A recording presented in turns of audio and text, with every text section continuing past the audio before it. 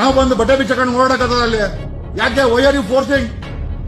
ಕುಂಭಮೇಳ ಇವತ್ತಲ್ಲ, ಮೋದಿ ಬರಕ್ ಮುಂಚೆನೂ ನಡೀತಾ ಇತ್ತು, ಅಮಿತ್ ಶಾ ಬರಕ್ ಮುಂಚೆನೂ ನಡೀತಾ ಇತ್ತು, ಬಿಜೆಪಿ ಹುಟ್ಟಕ್ ಮುಂಚೆನೂ ಕುಂಭಮೇಳ ನಡೀತಾ ಇತ್ತು. ನಾಗು ಸನ್ಯಾಸಿಗಳು ಮಾಡೋ ಕೆಲಸಕ್ಕೆ ನಮ್ಮ ಪರಂಪರೆ ಅವ್ರ ಪರಂಪರೆ ಇರ್ಲಿ, ಅವರು ಹಿಂದೂಗಳೇ ಇರ್ಬೋದು, ಅದು ನಮ್ಮ ಪರಂಪರೆ ಇಲ್ಲ. ನಾವು ಬಟ್ಟೆ ಬಿಚ್ಚಕೊಂಡು ನೋಡಕತ್ತದ ಇವತ್ತಿನ ಸಮಾಜದಲ್ಲಿ ಬಿಡ್ತಾರ ಬಟ್ಟೆ ಬಿಚ್ಚಕೊಂಡು? ನಾನು ಇಶಿಷ್ಟದ ಉಗುರು ಬಿಟ್ಕೊಳಕಾಗ್ತದ? ನಾನು ಜುಟ್ಟು ಕಟ್ಕೊಳಕಾಗತ್ತ? ಯಾರಿಗಾರ ಹೇಳ್ತೀರಾ ನೀವು?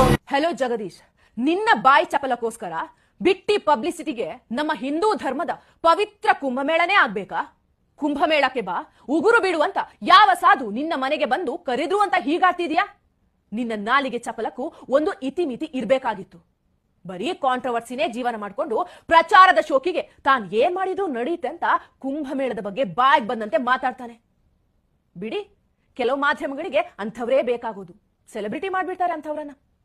ಮೊನ್ನೆ ಅಣ್ಣಮ್ಮ ದೇವಿ ತಂಟೆಗೆ ಹೋದಂತಹ ದುರಂಕಾರಿಗೆ ತಾಯಿ ಅಣ್ಣಮ್ಮ ದೇವಿ ಸರಿಯಾಗಿ ಶಿಕ್ಷೆ ಕೊಟ್ಟಿದ್ದಾರೆ.